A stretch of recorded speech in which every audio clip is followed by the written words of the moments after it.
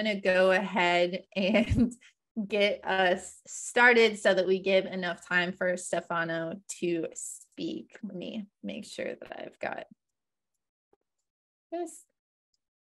So a few announcements. If you haven't been before, we have a Facebook group. It's a great way to connect with other people between events, share what you're working on, get answers to questions.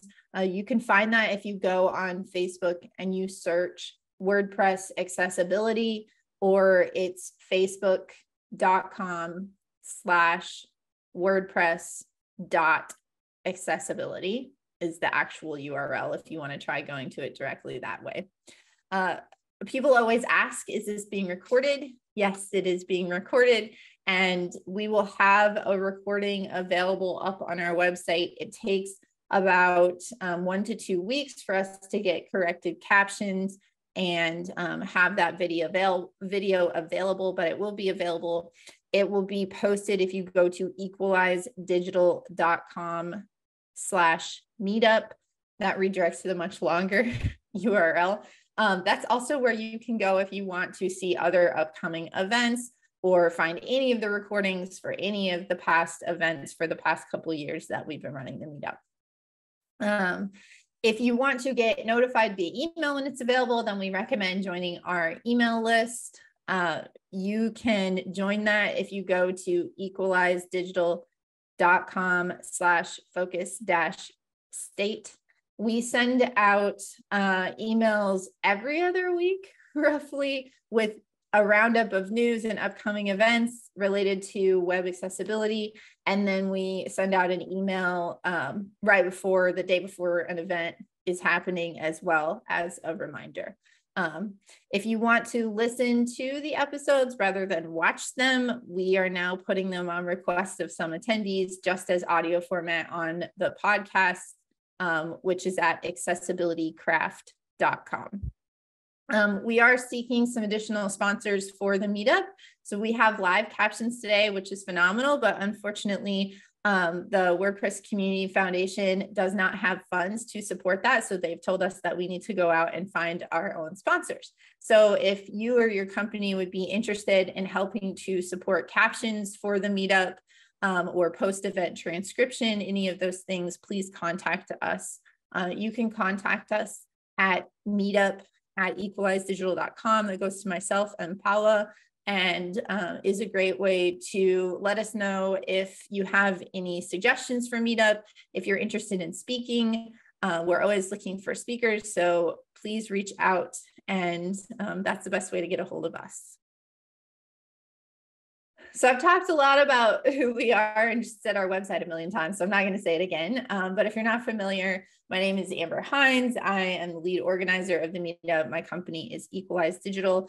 We are a certified B Corporation that specializes in WordPress accessibility, and we have a auditing tool that helps people find accessibility problems on their website so they can fix them the right way. And it's called Equalize Digital Accessibility Checker. There's a free version on WordPress.org. And we do have a sponsor for our live captions today, IvyCat. IvyCat helps clients and agencies create, market, and maintain high-performing WordPress websites and web applications that are fast, easy to use, accessible, and get results. Their website care plans, search engine optimization, and accessibility services help clients grow and succeed without the stress and headaches of doing it alone. IvyCat has sponsored several of our meetups, which we very much appreciate. And Eric, the owner of IvyCat, is active in the accessibility community and is doing a lot to help support that within WordPress, which we very much appreciate. So thank you. We always like to encourage people to tweet a thank you to our sponsors to encourage them to continue wanting to sponsor. So if you are on Twitter, you can find IvyCat at IvyCatWeb, all one word. Or if you want to learn more about IvyCat, you can go to ivycat.com. We have 2 upcoming events I wanted to share with you. Next Monday, June 19th at 7 p.m. US Central Time for our regular evening meetup. Alex Stein and I will be teaming up to do a live audit of the Go theme by GoDaddy. This will be really interesting because we're going to talk a little bit about what it would take for a theme to get the accessibility ready tag in the WordPress directory. So in addition to providing feedback for them and this being a great opportunity, if you haven't seen someone who uses a screen reader natively use a screen reader to interact with the website, it will also allow you, if you're a theme developer and you want to know more about what would I need to do to get my theme approved for that tag, we'll be talking about what's required for that tag during this meetup as well. And then our July morning meetup will be on Thursday, July 6th at 10 a.m. US Central Time. And that will be building accessible websites with Bill Darris. Elvis is building a page builder and has been putting a lot of thoughts into what can be done from an accessibility standpoint as he builds his page building plugin. So he's going to share what his thoughts are and the approaches that he's been taking in order to ensure that websites built with his tool have accessible output that comes from his tool. So that will be fun as well.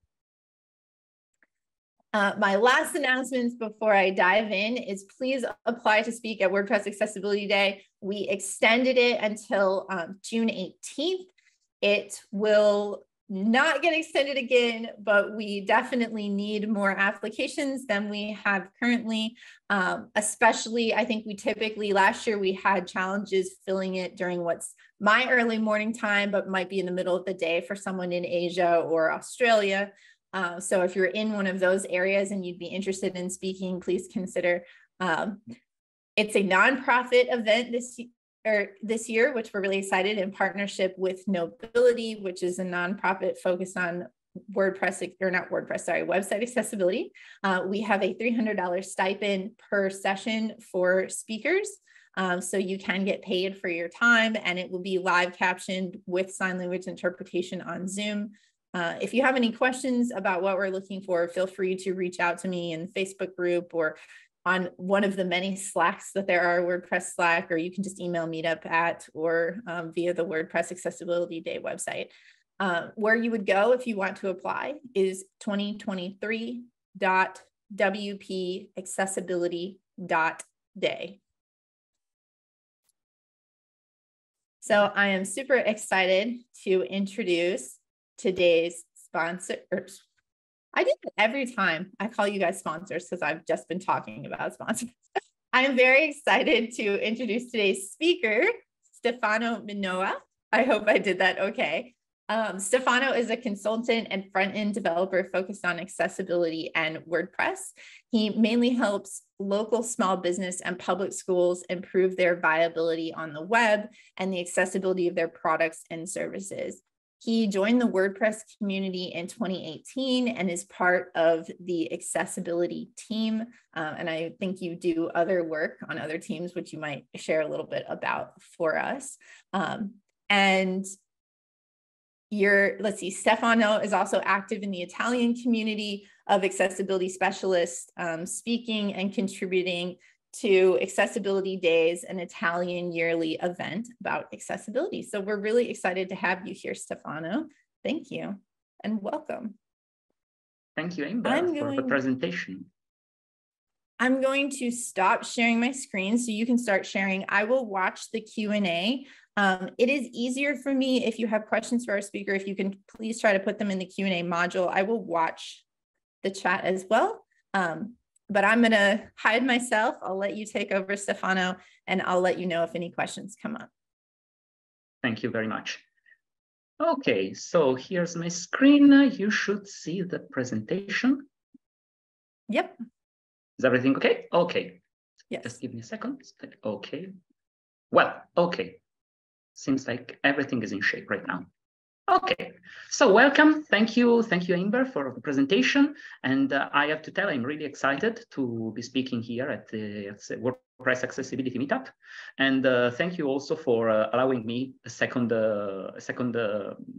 shot to give this presentation, as I actually had the first time, which was last month, a few technical problems that didn't allow me to give this presentation. So what we are going to talk about today? We're talking about accessible fluid typography in the block editor. And I'm going to give you a few disclaimers in the beginning. The first disclaimer, and most important one actually, is that this presentation includes animations. So in case you have some kind of vestibular disorders, please, I'll inform you right before, so that it doesn't cause you any problem. If you feel like you have a question about the presentation, feel free to stop me at any time. And also stop me in case I speak too quickly, which can happen, even if I'm not an English native speaker. But when I get excited or when I get extremely worried, I tend to get to speak too fast. So just stop me in case. And I think we are ready to start right now. And let's start talking about fluid typography. So what is fluid typography? Fluid typography is a responsive design technique where the font size, but possibly other font or text attributes, such as the line height, scales in a continuous manner with the screen size. Actually, fluid typography, I'm talking about fluid typography, but fluid typography is in general part of fluid design. So it's not just something that you can apply to text and fonts, but you can apply to basically anything inside a web page. So for example, even paddings or margins, and it allows you to have something that scales in a fluid manner. We'll see this in a moment. And it's an alternative to media queries where the font size change only at specific values of the viewport width, known as breakpoints. So here is a couple of presentations, a couple of animations, sorry, that I'll show you. So here's the first. Here is traditional media queries. How does that work? So basically we have a paragraph which has a font size of 16 pixels. And when the viewport size reaches a width of the 480 pixels, the font size increases to 18 pixels. And then this happens again when we just step above 768 pixels. So if you pay attention, you should see that now there should be a jump in the font size, which happens right now. I'm just showing you the animation once more so that you can see it. And you can see that this happens only at specific viewports. So this is the font, this is small. Now it's getting bigger. And now it's getting bigger again. So these are traditional media queries. What happens when we have the fluid typography? Here it is. Now you will see that in this case, the font size grows linearly as the viewport width increases. So the viewport width basically is the screen size, or if you have a window and you just enlarge it, you'll see that it changes. So you see,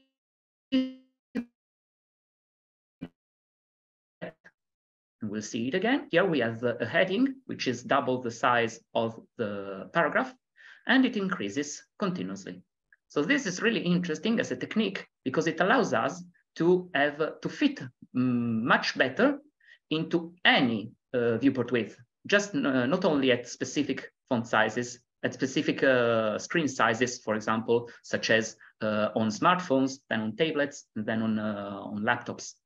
This increases continuously, and it allows us to give a nicer view at all viewport sizes. Now, how is it possible to have a fluid typography? It's possible because a few years ago, relative length units based on viewport size were introduced in CSS. So these are basically the main four ones are the viewport width, VW, which is related to the width of the containing block. We have VH, which is the height of the containing block. And then we have the Vmax and Vmin, which are the largest and the smallest of the VW and VH. What are these units? These units are defined as a percentage of the viewport's initial containing block. So imagine you have a viewport width, which is 800 pixels.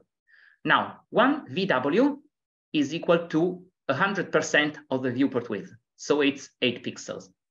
2 VW is 16 pixels, that is 200% of the viewport width. 4 VW is 32 pixels, and 10 VW is 80 pixels. These are just a few examples so that you get to understand how they work. And this is extremely interesting, actually. The questions that I always ask myself when, or better, that this anonymous asked itself when it started working on and discovering fluid typography and fluid units, said, okay, but is it accessible?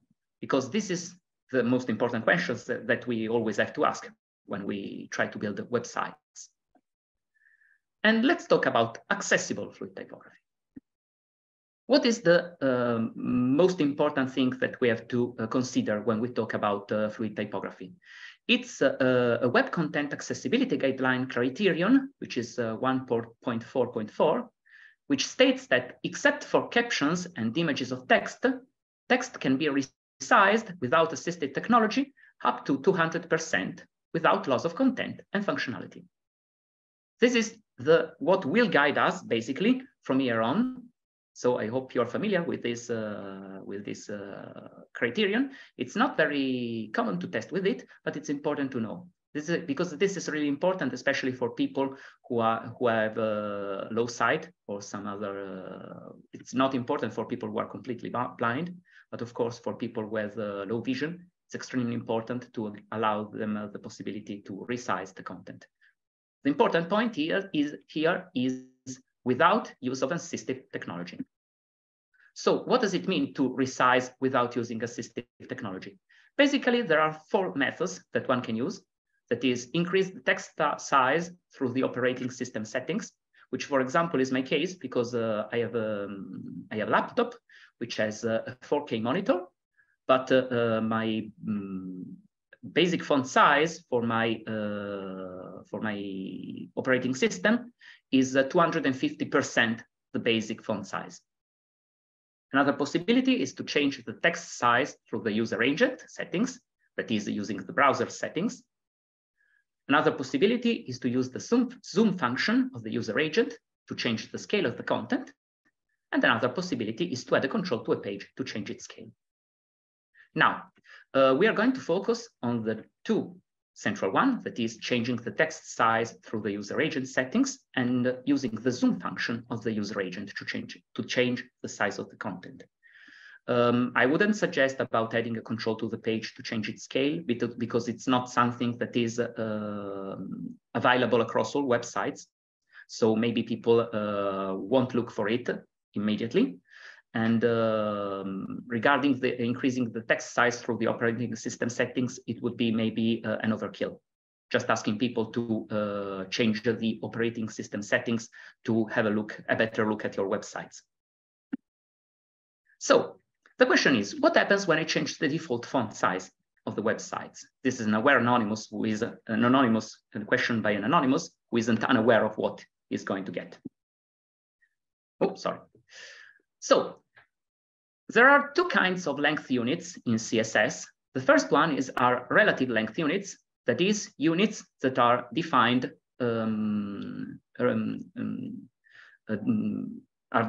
based on font sizes, on font sizes.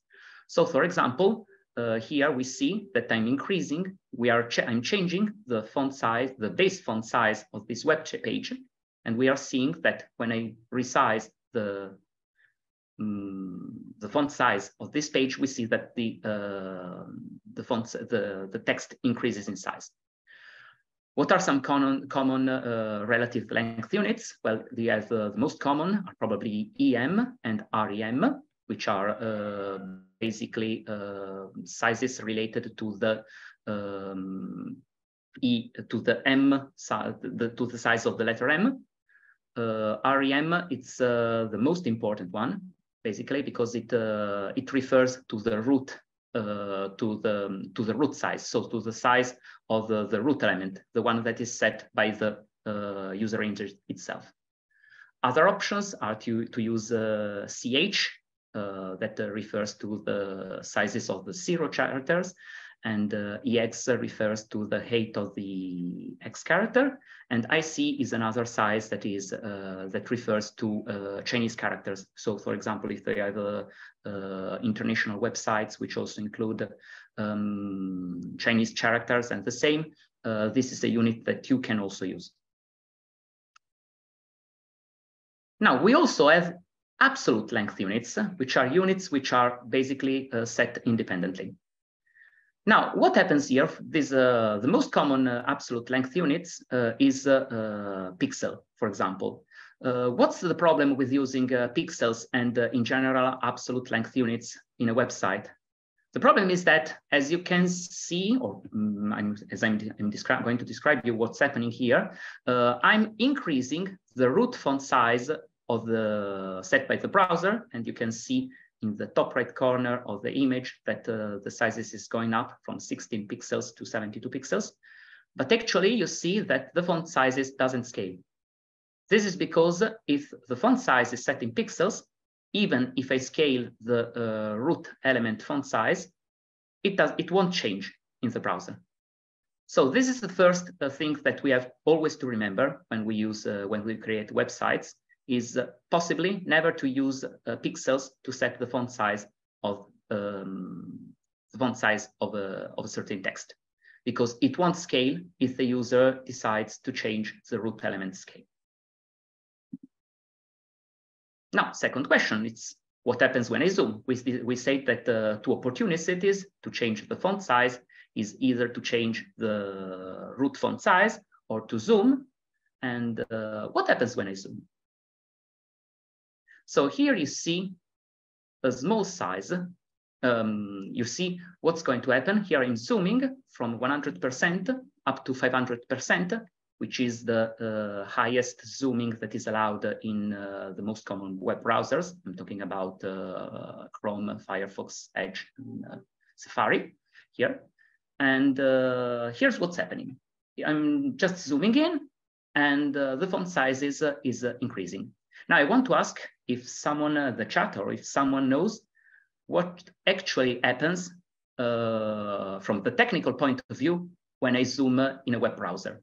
So I'm giving you maybe 1 minute or two, in just if someone has some courage just to discuss this, to try and answer this. No idea, Amber? Okay. That's totally fine. You can't see me, but I appreciated Mark says, I think little gnomes redraw it. And Daniel says, I thought they were gerbils. Okay. Gerbils, okay. The virtual viewport changes, and I think we have a winner, actually. So very well done, Bjarne. I hope I'm pronouncing it correct. This is exactly what's happening. So basically, what's happening? Just let's go to the next slide. As you can see, I'm seeing here in the top right corner of the image or of the animation, you'll see that I'm zooming, and basically you see that as I zoom in, the viewport sizes decreases proportionally. So the virtual viewport zoom, as Bjarne said, the virtual zoom. So for example, my basic viewport size is 1536 pixels. And when I zoom up to 500 pixels, which I think it's the biggest one, you'll see that we just get to a 320 pixels viewport size. So for the first time, since I give this presentation, it's not the first time I give this presentation, but we have a winner actually. So here's some virtual money for the winner. So what happens when zoom increases? The viewport decreases, the virtual viewport decreases proportionally, and then it is scaled back so that it takes the entire window size or the entire screen size in case we are full screen. Okay, we're going to see that in a second, how that exactly works. Now, we said that when we work with, when we want to try and use fluid typography, we have to use VW units, so units which are related to the viewport width. Actually, the problem is that if we set the font size to exactly 1 VW and we zoom, actually nothing happens. Because actually what happens is that when we zoom, the viewport size, the virtual viewport size, is reduced proportionally, and then it is increased by the same sizes. So actually, as you can see in this animation, nothing happens. The only thing that's happening is there's a little more increase in the padding because that's related to the basic font size. Okay. I hope you are still with me. If there are some questions, feel free to ask at any moment. So there's no hope about having fluid typography in an accessible way. This is the Desperate Anonymous a few years ago. Well, actually not, because we have a couple of things that we can do actually. And a couple of CSS functions and that can help us enrich what we want to do. The first one is the calc function. It's a CSS function that lets you perform calculations when specifying CSS property values. So for example, what we can do is perform the addition of two lengths using the plus operator. And remember that the plus operator must always be surrounded with white space. So for example, as we said that the best unit to use is a relative size unit, which is rem. But we want to have a fluid typography for which we need VW. So how about using the sum of these two units, and define, for example, the font size of our text as calc, open parenthesis, 1 rem plus 2 VW. It is to say that we have a part of the font size which is related to the root element font size, and another one that is based on the viewport width. Let's make a small example. So here we have the font size. As I said, it's basically 1 rem plus 2 VW. And let's have an example and calculate the actual font size on a smartphone with a viewport of 425 pixels. So the standard root element font size is 16 pixels, and we are going to use that. But because that's the basic font size, I'm not going to change that throughout this presentation. So I'm using the standard font size defined by the browser. And so we have 1 times 16 pixels. And then we have to add the viewport width, which is 425 pixels, divided by 100, and then multiplied by 2. That is, we have 2 VW, and we said that 2 VW is 2% of the viewport width. And making these calculations, we get a result of 24.5 pixels. If I'm if I'm having a look at the same text on a laptop, which have a viewport of 1024 pixels, we have, as before, 1 times 16 pixels, which is based on the root font size. And then we have to take the viewport width, which is in this case 1024 pixels, multiply it by 2 and divide it by 100. The outcome is 36.48 pixels. So we see basically that using this in this way, what we have is a greater font size on bigger screens, which of course is useful because in general we tend to we want to have greater sizes on bigger screens, so that legibility is improved. The legibility of our text is improved. Here is a small graph of actually what's happening with calc.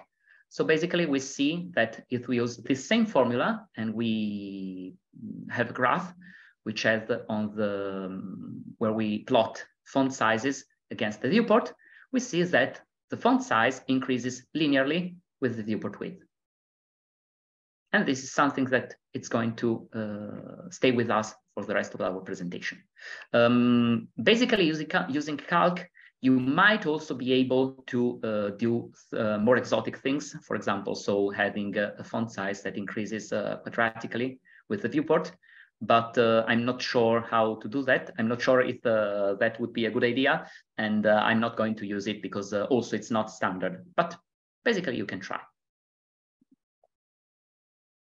Now, what happens when I change the default font size of the browser or the user agent? So again, we have the font size, which is 1 rem plus 2 VW. We're staying on a smartphone, which has a viewport width of 425 pixels, and we just increased the root element font size. So the first result is the same result we had before. So we have, if the root font size is 16 pixels, we have a font size of 24.5 pixels. Now, if we increase the viewport size, the root font size to 32 pixels, what happens? Here we have 1 times 32 pixels. It's no more 16 pixels. Can you see my mouse? It's not very big, but hopefully you can see it where I'm pointing. Here it is, okay. So basically we are changing this element of our font size. And this way we get a size of 40.5 pixels. Now, what the problem is? The problem is that we have doubled the root font size, but actually we haven't increased the font size to 200%. We have to resize the text so that it's 200% the original font size. The original font size was 24.5 pixels, and the double of 24.5 pixels is 49 pixels. But if we increase the root font size, if we double the root font size, actually we get a font size of 40.5 pixels, which is less than 49 pixels. If you're still with me, please let me know. If you're not with me, just let me know, because this is one of the main points of the presentation. It's understanding why it's so difficult to get fluid typography consistently with what web content accessibility guidelines require. Okay, I'm seeing a few thumbs up. So, okay. Let's do the same thing with zooming. Now, if we zoom up to 200%, what happens? We said that when we zoom in the browser, what happens is that the virtual viewport width is proportionally reduced. So in this case, I'm zooming of I'm having a 200% zoom. So here I have the basic, the initial viewport width, which is 425 pixels, and I'm dividing it by 2, that is 200%, because we are zooming to 200%. And after that, I'm taking the entire font size and I'm rescaling it to 200%. So I'm just multiplying everything, including the first element, up to 200%. What I'm getting is 40.5 pixels. And again, zooming the page up to 200% doesn't allow me to meet the conditions required by web content accessibility guidelines. And yeah, well, all hope abandoned, we enter here, which is a citation from Dante's Inferno. We are actually entering the hell with here, because we see that basically zooming up to 200%, it's not enough. The good news is that we have to make the font size up to 200%, but we do not have to zoom, to limit ourselves to zooming up to 200%. So if I do the same thing, I take the same exact calculation as before, and I zoom up to 300%, now I get a font size, when I zoom up to 300%, here I have 425 pixels, I divided it by 300%, that is by 3, get the entire font size, scale it by a 300% factor, so by 3, and we get again 56.5 pixels. And in this case, 56.5 pixels is greater than 49 pixels. That is twice the basic font size. So if we zoom, if we zoom up to 300%, at least of, if we zoom the text at least of about 300%, we are able to get to meet the request by Web Content Accessibility Guidelines. So hope never dies. Maybe we can do it. But there are a few problems yet, because actually, let's try with something which is more, which is really a little different. In this case, I'm using a different definition of font size. I'm saying that the font size of my text is 1 rem plus 7.5 VW. So basically here we have a text which scales very quickly with the viewport width. So which gets very big, even if I scale the viewport width by a little. So the basic font size here is 1 times 16 pixels plus 768 pixels divided by 100 and multiplied by 7.3. And I get a font size of 73.6 pixels. Now, as I said before, the maximum zoom that is usually available on common browsers is 500%. So what happens if I zoom up to 100%, up to 500% in this case? Same as before, we have 768 pixels. I divided it by 5, divided by 100, multiplied by 7.3, add 16 pixels, and scale everything to the factor 5. And here I get a font size of 137.6 pixels, which is less than double of the basic size. So this font size won't meet, in general, the requirements of Web Content Accessibility Guidelines, even on a tablet, because here we have something that has 768 pixels as a viewport width. Okay, so our friendly Anonymous now has no more words and doesn't know what to say, how to manage this, but let's try to understand what are the issues actually with in this formula. So on small screens, the element that takes, which the most important element in our when we calculate our font size is the first one, is the one that is related to the root element font size. Here, for example, on a small viewport width, so for example on a smartphone, we have that font size which is 22.4 pixels. And here we have that of these 22.4 pixels, 16 come from the root element size, and only 6.4 pixels come from the viewport width. Now, an important thing also to remember on small screens in general is that on mobile screens especially, that you should have a font size, a body font size, which is about 16 pixels. Now, this is not set in stone. So if you want to go in with a smaller text font size, you can just go with it. But I think you should not. You should just stick with what is the most common usage of this, the standard usage of the body font size. What happens on large screens? Well, on large screens, actually, it's the second term which is most important. So the one related to the viewport width. In this case, I'm on a 4K display, which is a viewport of the 3,840 pixels.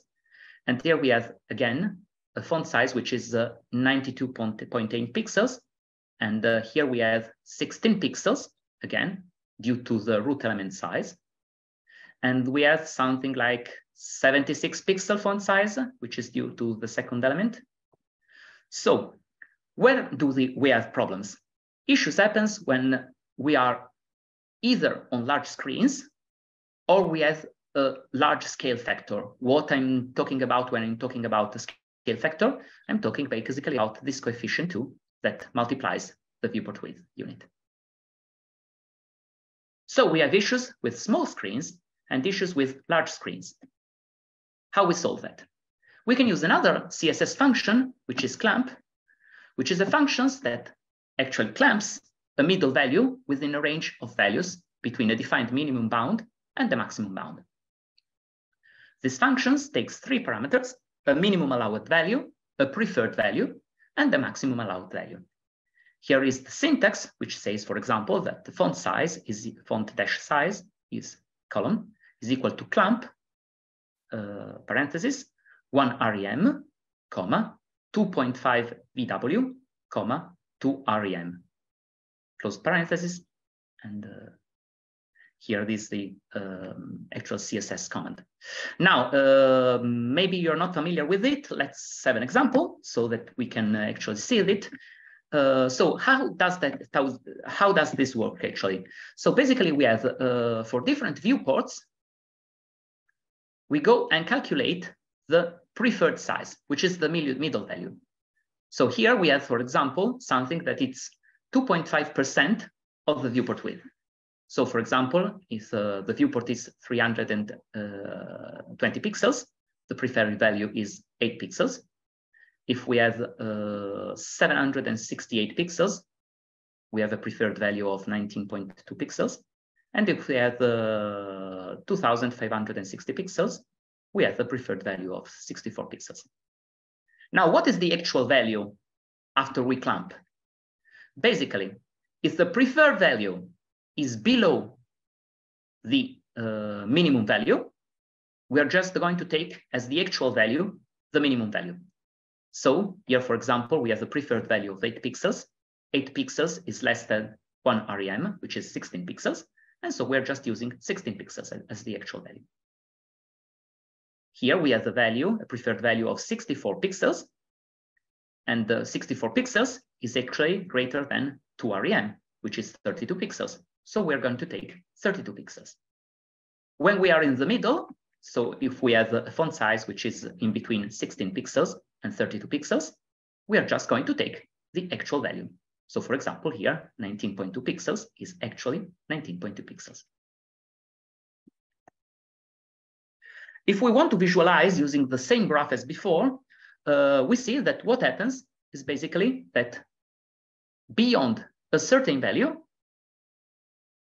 the font sizes stops increasing and just stays constant. And below a certain font size value, without clamp, we just take a constant value, which is equal to the minimum set value. So what would the solution be? We can put together the clamp CSS function and the calc CSS function. Now, in this example, you don't see the actual calc function because inside clamp, you can omit the calc when it is in the preferred value. So we are going to have a font size, which is a clamp, which is clamped, which is a calc value gotten with the calc, clamped in between a minimum value and the maximum value. Now the issue is finding the ideal values for min and max. And this is what we're going to do now. Let's get back to what was our font size, the so-called the preferred font size in our example. So we said it was calc 1 rem plus 2 VW, sorry. Let's try to get this in a formula. So we have the font size, which is equal to a scale factor of the root element font size, which we are going to call R, which is multiplied by 16 pixels. And then we have the second element, which is the viewport width divided by 100, which is basically VW, multiplied by K, which I'm going to call the scale factor of the viewport width. Now, what happens when we zoom? When we zoom, we have another factor, the zoom, that divides our viewport width and which multiplies the entire font size. Are you with me? Okay, now let's arrive to the magic. When does everything works? Everything works when it's possible to zoom enough so that the font size is doubles. Since the maximum zoom that we can achieve in a browser is 500%, we have to put set equal to 5. And so we have to make the font size, when the zoom up to 500%, should be greater or equal that double the basic font size. Now, if you do a little algebra and you get through it, you'll find out that it works if the viewport width, the maximum viewport width, is lesser or equal than 4,800 pixels times the scale factor of the root element divided by the scale factor of the viewport element. So this very, very simple formula allows me to understand what is the maximum viewport size where everything works. And everything is accessible according to Web Content Accessibility Guidelines. So let's get back to our example where we have calc 1 rem plus 2 hvw. Here we have our formula. And in our formula, basically we have r, which is equal to 1, and k, which is equal to 2. So what's the maximum viewport width where this font size is actually accessible? It's 4,800 pixels times r divided by k, which is 2,400 pixels.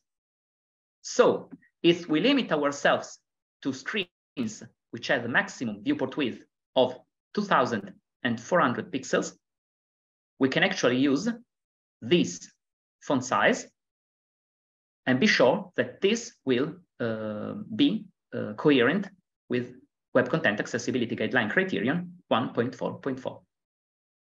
Now, to get the actual font size, we just simply put this maximum viewport width inside our formula for the font size.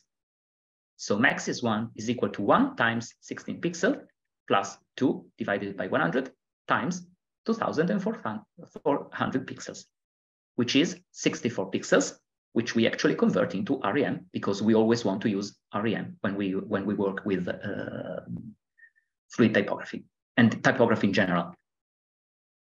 Okay. How about what happens on small screens? Well, actually, there's no real definition on what to do on small screens. But what comes handy in this case is the Web Content Accessibility Guideline Criterion 1.4.10, which refers to a screen which has a maximum width of 320 CSS pixels. So basically, this criterion, we can use this criterion as we have to test. To be sure that we respect this criterion, we have to test our interface, our website, at a width which is 320 pixels. Basically, my idea in this case is just to use 320 CSS pixels as the base unit for what happens on small screens. But this actually has nothing to do with what we are discussing in this case. So let's see what happens on a screen with 320 pixels. We just say that the font size, we want the font size to be greater or equal than 1 times 16 pixels plus 2 divided by 100 times 320 pixels.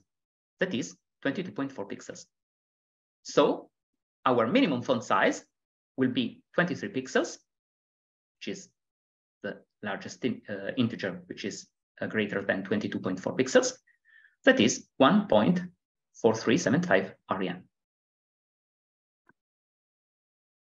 And this is it, basically.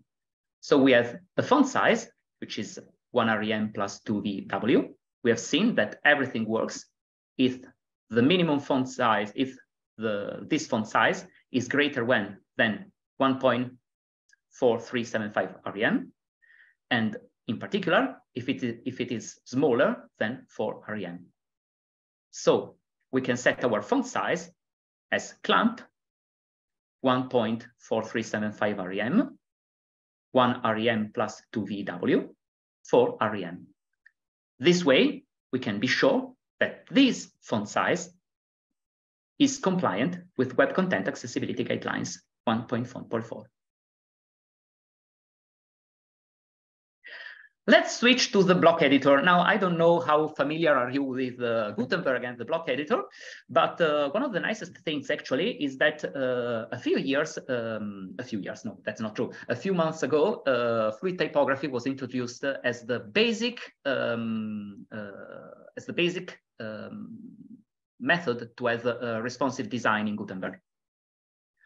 And I have to do a disclaimer, actually. I'm dividing this part about Gutenberg in two parts, actually, because the editor is under constant improvements. And the first part of the presentation, which was what I would have presented on May the 4th, when this presentation should have been given, is still valid because the current version of WordPress is still 6.2. But if you use the Gutenberg plugin, actually, you're going to, there are a few changes in it. So what I'm going to show now is valid only if you use WordPress in between version 6.1, either version 6.1 or version 6.2, or if you use a version of the Gutenberg plugin in between 13.8 and 15.6, which is actually an old version. So if you use the latest version of the Gutenberg plugin, there are a few changes, which I'll show you later. How is typography set in the post editor? Well, you'll see here is the basic post, the standard hello world post in the WordPress. And if you move, sorry, I have to move around my webcam. And if you see, when you select the block, you have the possibility to set a few information about the typography. And here you can just set the size, which can be small, medium, large, extra large, extra large. These are some predefined sizes, or you can just add a custom one. Same goes for the site editor. So in the site editor, you can just define, for example, in this case, the basic text font size is set to medium. Here you can see it, but you can just change it using the settings inside the site editor. Actually, also here, you can use the non-default value of the custom value of the font size. But remember that if you set a custom value of the font size, actually, you're not going to get some fluid typography.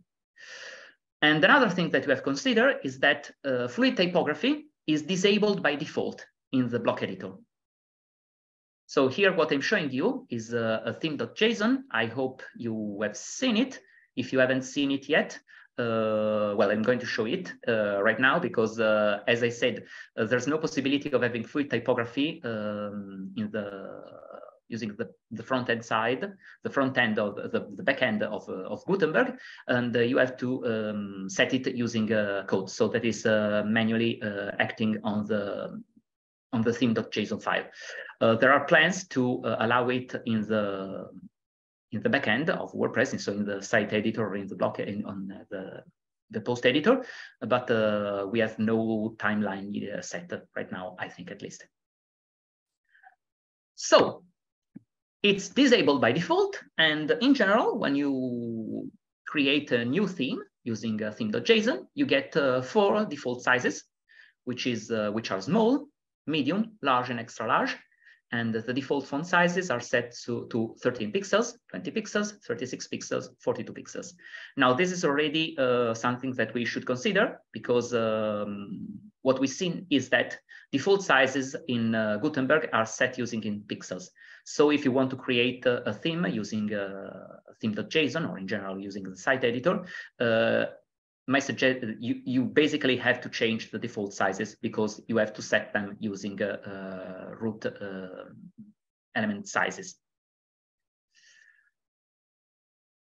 So we can activate the fluid typography by adding in the typography section of the theme.json an attribute, a value true to the attribute fluid. What happens when we do that? Actually, what happens is that immediately our font sizes are changed from static font sizes to fluid font sizes. So the small font size, which was originally 13 pixels, stays 13 pixels. We're going to see in a second why. All the other font sizes that are 20 pixels, 36 pixels, and 42 pixels are actually changed and become fluid using this formula. Now you see that the static font size is kept in the fluid font size as it becomes the maximum value. We're going to see in a second why is that. Everything else is basically created automatically or automatically by this value of 20 pixels or 36 pixels or 42 pixels. What we can also do, if we do not want to have fluid typography on a specific font size, we can just disable it by adding a value false to the fluid attribute inside a specific font size. Each font size is defined using a name, a slug, and the size. The size contains the font size. If we add fluid false, basically will stay this font size medium will stay the same and not be fluid. How can we achieve a fluid font size? What we have to set in a theme.json file is actually a minimum font size and the maximum font size. So we add a fluid attribute, which has a vector value. The first one is a minimum value, which is, for example, in this case, I set it to 1 REN, and the maximum value, which I set to 1.25 REN. So we have a maximum and a minimum font size. Also, another thing that you can set in the theme.json file is the so-called absolute minimum font size, which is an attribute that you can set on the fluid typography. We said before that fluid typography can be true or false, or we can set the so-called minimum font size, which is by default 14 pixels. What does it mean? It means that if there's a font size which is smaller than the absolute minimum font size, this font size won't be fluid, even if I declared that I wanted fluid typography. So this font size of 13 pixels is not going to change.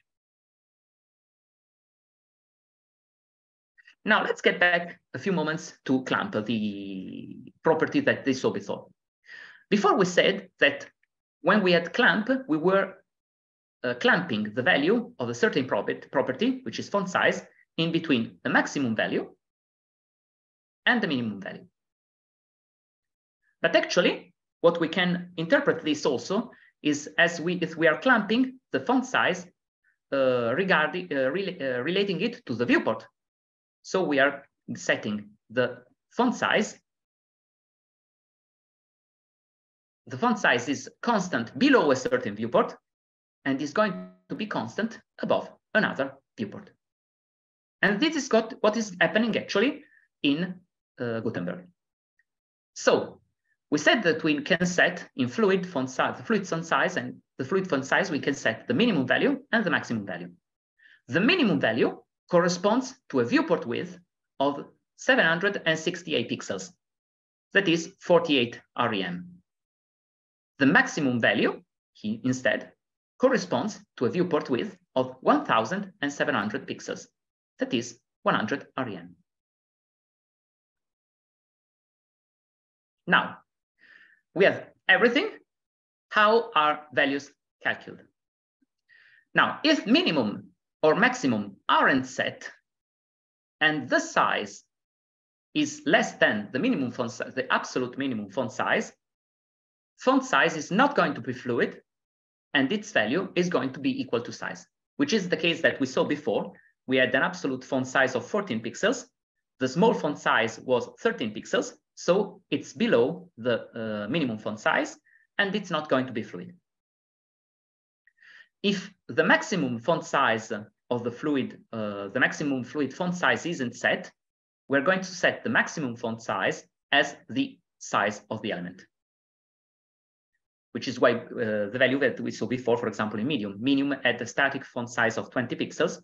The maximum value of the in the fluid font size was 20 pixels. If the minimum font size isn't set, then we are going to take 75% of the size, defined size of the defined size, where this value 0.75 or 75% is the so-called linear factor. Remember this because it's going to come back later. And then if the calculated minimum font size is greater than the absolute minimum font size, we are going to use this value as the minimum font size. If it's below the absolute minimum font size, we are going to use as a minimum font size the absolute minimum font size. Let's make an example. Here we have the defined size of 2 rem. The maximum font size is equal to the defined size. The minimum font size is 0.75 times the size, that is 1.5 rem. And then Gutenberg does everything else. So starting from this, we get a font size, which is a clamped value in between 1.5 rem and 2 rem. And in between, we have something that grows linearly, and that here is a graph, so that's easier to understand. Here we have 1.5 rem on the left, below 768 pixels. Here we have 2 rem, that is 32 pixels, when the viewport is above 1,600 pixels. And in between, we have just a line connecting these 2 points. The question is this accessible? So basically, we are going to take the preferred value here in between. We are just going to do a few calculations. So we are just going to multiply this one viewport width times 0.962. And we are going to multiply this 0.48 rem times 0.962.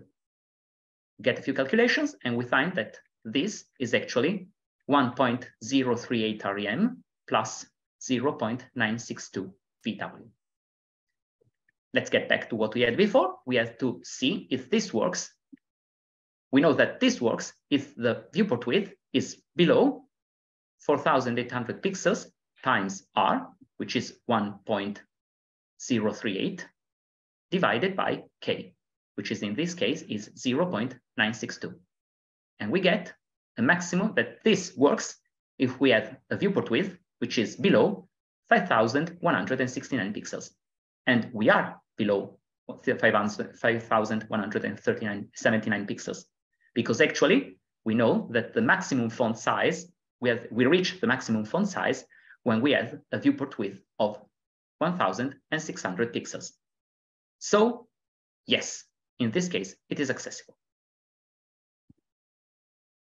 Now, our anonymous is not willing to believe to anything anymore. So can we generalize it? Yes, because actually, since the minimum viewport, so the viewport of the minimum font size and the maximum viewport, that is the maximum viewport size, the viewport of the maximum font size, are set, there are only 2 parameters involved, which are the minimum font size and the maximum font size. And in the end, it's not just the minimum font size and the maximum font size which are important in this case, but it's just the ratio between the minimum and the maximum font sizes. If the ratio between the minimum font size and the maximum font size is greater or equal than 0.61, then we are sure that our the fluid typography we get from Gutenberg is actually compliant with Web Content Accessibility Guidelines. So you might say that I spoke for an hour and you only needed to do a division. Yes, that's true, but please don't leave because I have a few more things to show you. Because actually, now this works, but this doesn't work because if we go and check 2023, which is the default theme for WordPress right now, we see that we have an extra large font size, which is actually not accessible because here we have a minimum font size, which is equal to 4 rem, a maximum font size, which is 10 rem. So the ratio between the minimum and the maximum font size is 0.4, which is lesser than 0.61. So everything else in 2023 is accessible, but the extra large font size is not. So actually, I suggest you that if you want to use the 2023 WordPress default theme, that you go and change this font size. At least it should be the minimum here should be something like, if you want to keep the maximum font size to 10 rem, here you should put a minimum font size of at least 6.1. This doesn't make, this is an important thing, this doesn't make actually the 2023 theme not compliant with the accessibility ready tag, because actually the accessibility ready label doesn't involve any check on typography of any of this kind of checks on typography. So 2023 is still accessibility ready. But consider that if you want to comply with Web Content Accessibility Guidelines, you have to make a few changes to it. Then we almost made it. Well, the Anonymous was not ready to know that the default theme was not accessible, actually. But let's see what's going to happen in the future or in the present. So what's going to happen beginning with the next version of WordPress, which is 6.3, or if you already install the Gutenberg plugin of at least version 15.7. Current version is 15.9, so actually you're going to get what I'm going to show you. What has changed? Well, we have new viewports, basically. The minimum viewport now is 320 pixels. I don't know if this is how they decided to change it to 320 pixels. That is 20 rem, but I'm really happy about it because if you remember, we said before that a good idea was to check the interface at 320 pixels. So now we have something that is also consistent with that suggestion that I gave you before. The second aspect that we have to consider is that the maximum viewport considered when calculating fluid typography is now no more fixed, but corresponds to the layout.whitesize attribute, which is another attribute that is set in the theme.json. You can set in the layout section of theme.json, you can set content size and white size, that is the size of the white elements on the screen. And for example, in 2023, the white size is set to 1200 pixels. So we have a smaller minimum viewport width and a smaller maximum viewport width. Sorry, that is something wrong. So what happens? What's going to happen when you switch to the basically if you activate the plugin, the Gutenberg plugin, or when you will install when you will update your website to 6.3?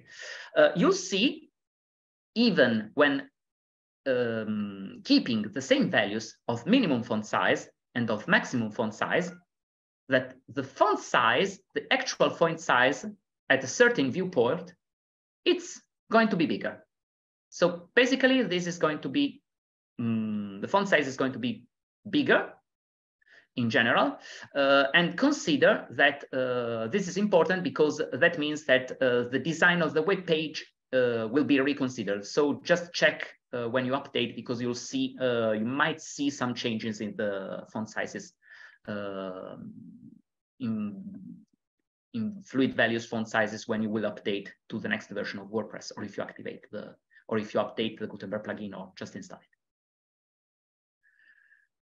Now, this is probably the biggest thing you are going to see in this presentation, which is what happens now that we have a minimum viewport width, which is still set because it's 320 pixels, but now that we have a maximum viewport width that can be variable.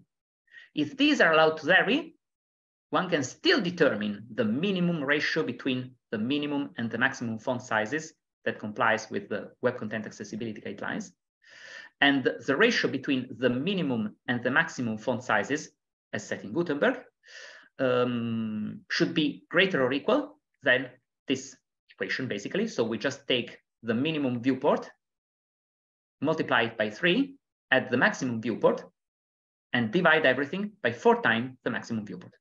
Now, if you check this into what we had before, so if you set a value of the minimum viewport width of 620 pixels, that is 48 rem, and if you had the maximum viewport width of 1600 pixels, that is 100 rem, you'll see that you'll get a value which is exactly 0.71, the same value that we had before. Now, our Anonymous is absolutely overexcited because we have a general function that we can apply in every single case. Let's apply it to 2023. So we say that we know that the minimum viewport width in this case is 320 pixels. The maximum viewport width is 1200 pixels. We just put these values inside our inequality, and we get that for a font size, for a fluid font size to be compliant with Web Content Accessibility Guidelines, we have to have a ratio between the minimum and the maximum value of the font size, which is greater or equal than 0.45. Are we happy about that? Not really, because as we said before, the XXL font size is still not compliant, not even with the second So we'll have to make a little more adjustments. But in this case, it's less important to have these adjustments because it's equally important to have, but the difference won't be that big because in this case, we can just increase the minimum font size to 4.5 rem, and we are done, basically. So, mina gioia, as we would say in Italy. So we're never joy. There's always something that doesn't work. There is another thing that has been changed actually in one of the latest versions of the Gutenberg plugin, which is how the minimum font size is calculated from the default font size. So in the newest version of the Gutenberg plugin, and this will also be in WordPress 6.3, if the minimum value is not set, then the calculated minimum value we said before will be equal to, oops, this is a mistake. This should be size, not max. So the default font size multiplied by the linear factor, as we said before. But the linear factor is no more fixed to 0.75, but is clamped in between 0.25 and 0.75. And as this value, which is 1 minus 0.075 times the logarithm in base 2 of the size, the default font size in pixels. Now, I know this is very complicated. The problem that developers and the designers in WordPress were trying to solve was that font sizes were scaling too slowly on small screens. So they wanted something that would actually scale better with the viewport width and with different font sizes. What's actually happening? Now, you see here that this is what's happening. So until we have a very small font size, I think until we are below 16 pixels in the font size, the linear factor is going to stay at 0.75 as it was before. Then it decreases logarithmically And when we reach a value of, when we reach a value of something that is above 1,000, around 1,100 pixels as a font size, I'm talking about the font size. This is correct. This is not a viewport width. I know it's something that it's incredibly big, but this is correct actually. In that case, it's clumped and it's not going to be below 0.75. Now, what is interesting is, for example, and I'm going to show you the numbers here, for example, later, is that, for example, if we want to add a linear factor, which is above 0.4, so for example, in 2023, it was 0.45, the maximum linear factor that was allowed. This is around 256 pixels as a font size. So here is actually what's happening. So if we have a font size, which is a default font size, which is 2 rem, the maximum is going to still to be 2 rem. And we're going to calculate the linear factor, which is 1 minus 0.075 times the logarithm in base 2 of 32, which is simply 5. And if we put 5 here, we just get a value of 0.625. So the minimum font size in this case is going to be 1.225 rem. So the actual font size is something that is clumped in between 1.25 rem and 2 rem. Now everything just works because, for example, if we want to have something that has a ratio between the minimum font size and the maximum font size, which is greater or equal than 0.4, here we have to limit ourselves to font sizes that are lesser or equal than 16 rem. That is 256 size pixels. I don't think I have ever seen anything that big, actually, and don't know if you have ever seen something like that. But I don't think so. So, hooray, are we done? I hope you're not, you're still with me. But yes, we are done for today. But stay tuned, because I just discovered this morning that there are going to be, there's an open pull request that will change the way that the minimum font size is going to be calculated. So this presentation is still going to be updated. And now I can tell you that the anonym that has always said everything in the presentation, it was actually me, who has been trying to find a way to get fluid typography accessible for the last 2.5 years at least, basically. But then I can remember that in the first time I had to discard, I just stopped considering fluid typography in the beginning because the Firefox had a maximum zoom of 300%, and basically that wouldn't allow to do anything with fluid typography. So I'm done, and thank you for staying here until now. And if you just want to to stay in touch with me, you can just write me an email, which is, I have a very complicated email.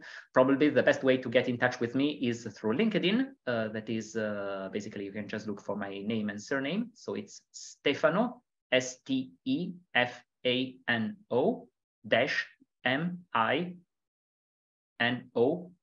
I hope I spelled it correctly. I'm not used to spelling anything lately. But, maybe I'm going just to write down the email's address in the chat so I can just copy paste it and find it. Thanks again. That sounds great. Thank you so much. So there were some questions. I do want to start by asking you, were a math major in college, because that was very impressive. Thank you. Okay, so Scott and Bjarne actually seconded this. How do you, and I think this is in reference to using clamp and things. How do you specify font sizes for flex grid, like columns, or Bjarne added to that, how about container queries? Does that impact any of the things you're doing? Yes, you can actually add. Actually, the first time I tried, when I tried to put everything together, so everything you find in this presentation starts from a work I had with a customer where I had to do basically that exact thing. So I had a layout when I had at a certain point the content, which was divided 2/3 on one side and 1/3 on the other. Basically, you just take the viewport width value that you had in the earlier. Just let me get to the.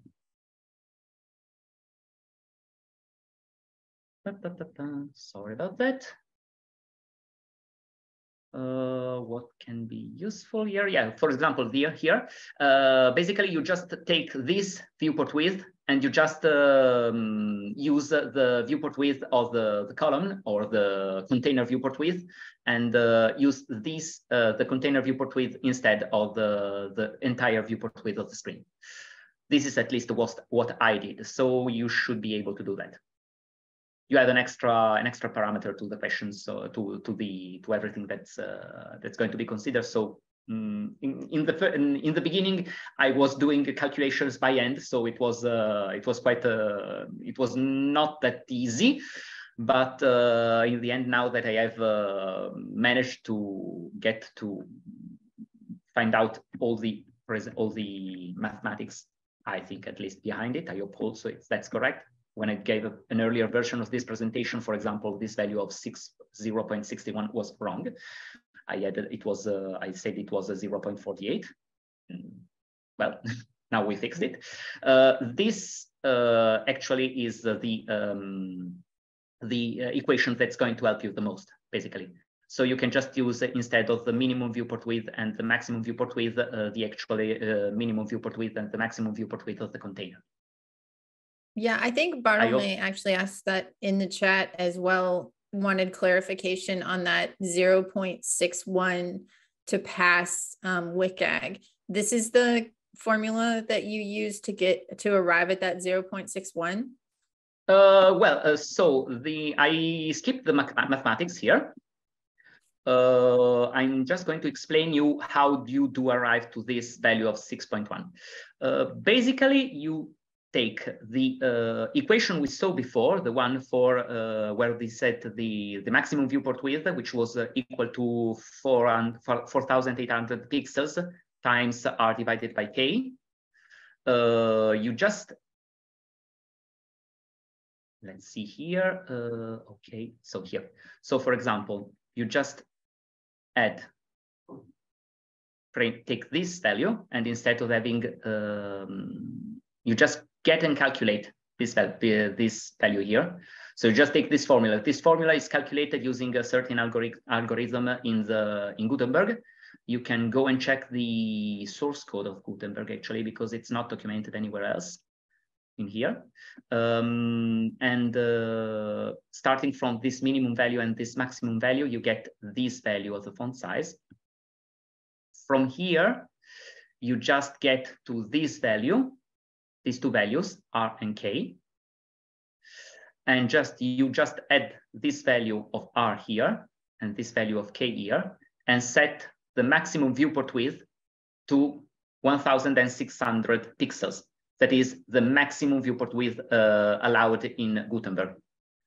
This is how you get to the result. Now, if you want, I can maybe share with you the exact calculations so that you can just build it again. But I didn't want to, it's already hard with math.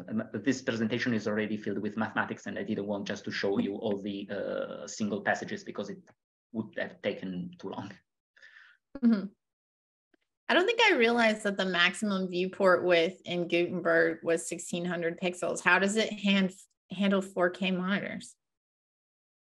Well, that's what was, that's an interesting point. In fact, the nice thing about the latest change in Gutenberg is that now it's no more hard-coded. So basically, it depends on the white size of the layout. So you can just decide that if you want to have the largest white size in the layout, you can just change this value in the theme.json, and you will automatically increase and the font size will be automatically increased. But that's in fact, this is what's was definitely the most the poorest aspect, in my opinion, of the first version of fluid typography in Gutenberg is that actually the minimum font size was set to 768 pixels. So basically, you didn't have fluid typography on mobile phones, which is something that is really interesting, because actually media queries were especially created to handle differences in between smartphones, tablets, and laptops. Basically, here instead we have something that is fixed until from the tablet font size below, and we have fluid typography for screens. But this is a general trend in general. Now you are paying, I would say, less attention to small screens and more attention on large screens, which is actually what fluid typography works really well with. Yeah, because it can scale up on very large screens. Of course, that's the biggest difference. But of course, the fact that in the latest iteration we are also going to include small screens, I think that's a really nice idea. Yeah. So Shauna was wondering, do you have any recommendations for using either clamp or calc, or clamp with calc in it, or other fluid typography outside of Gutenberg? For example, creating a CSS file for a child theme, would that work the same way if they're using a builder like Divi, is what Shauna asked. Yes, you can. Actually, the calc algorithm that is used, the clamp algorithm that is used by Gutenberg is a standard clamp algorithm. That is, sorry.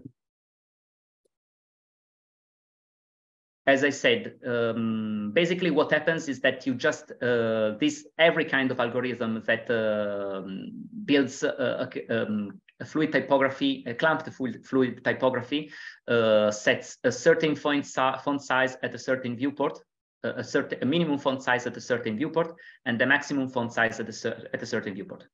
So everything, the equation that allows you to create this formula is the same independently of Gutenberg, basically. So you can just go and find it. Maybe I forgot to add a slide where you could find actually a tool online that would allow that, but I'm going to share it maybe later. Maybe in the notes to the. Yeah, if you have extra resources and you want to send them our way, we can put them with the recording. Yeah, of course. I know someone also asked if you could share your slides. Yeah, of course. I just have to fix, actually, I have to fix the accessibility because I'm not sure I've added all alt texts to images. So that's a fault on my side. I'll fix that and then I'll share the slides.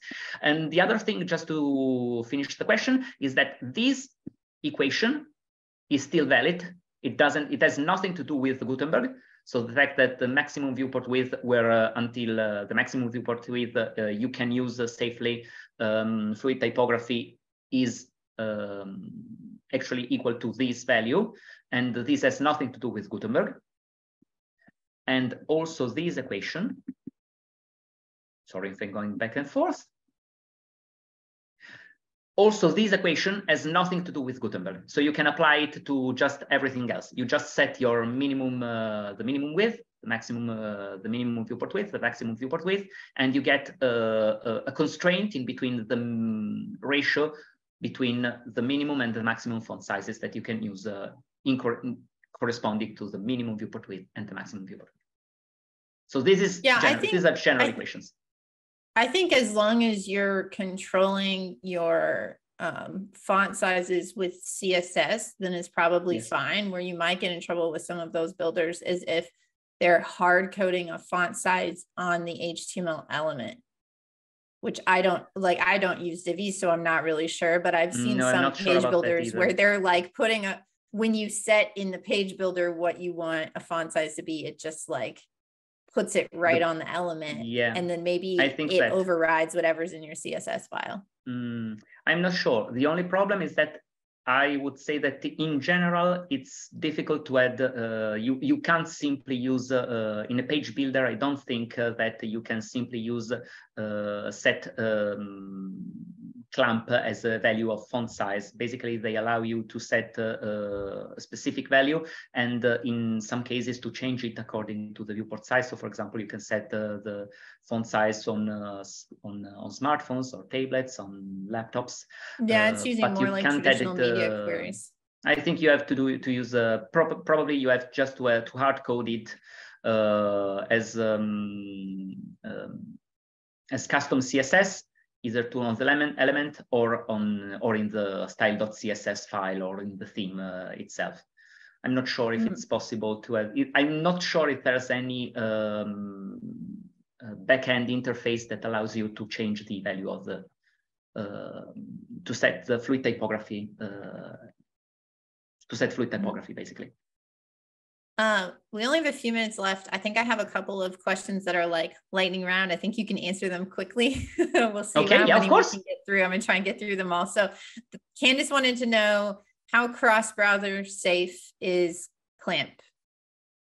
I'd say it should be quite cross-browser safe, unless you use probably Internet Explorer, which actually is gone. No, I mean, I think it should have been around for a few years now in all major browsers. So unless you go and check very old versions of the browser or very specific browsers, but I think the coverage is quite general. I haven't checked with can I use, but I think it should be around 95%. I think that's my general guess. I wouldn't say that's totally correct. Okay. Bjarne is wondering, are there any online fluid font size calculators that you can recommend? Yes, there is one. For example, I've been using the one that is actually linked in Gutenberg, because the algorithm that is used in Gutenberg is taken from an online tool which is linked there. Yes, there is one. I don't remember it exactly where it is. If you give me. No, because I have to stop. Maybe you can pull it up. Yeah, maybe I can just write in the notes or as a comment. Of course, and we'll put it in the notes. Yeah.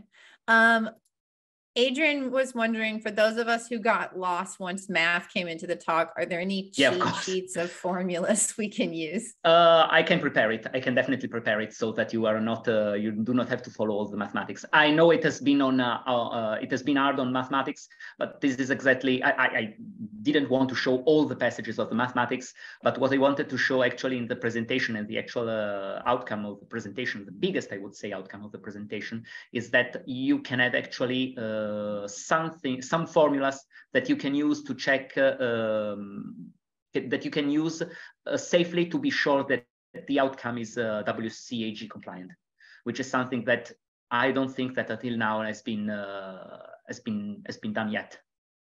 The only solution until now was to basically just check everything by hand, which is always not the best, probably not the best idea, especially if you have very little time to check this.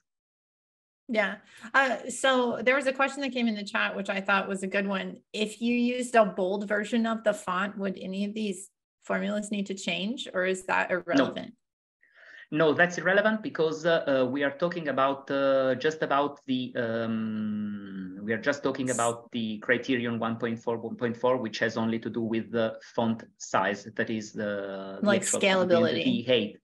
There's nothing. For example, it hasn't anything to do with the contrast. For example, where for example you have to take in consideration bold text. In that case, there are differences between normal and bold text, but in this case, it's just the font size, so the height of letters. Yeah.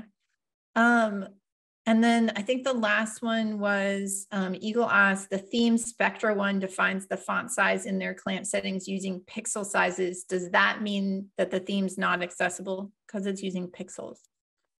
Just a second.